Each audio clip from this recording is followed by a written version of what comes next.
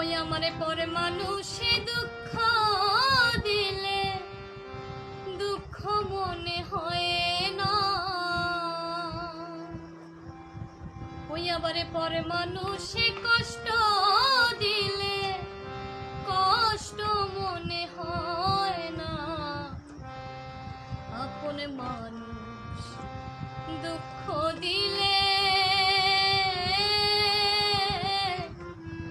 মেনে নেয়া যায় না,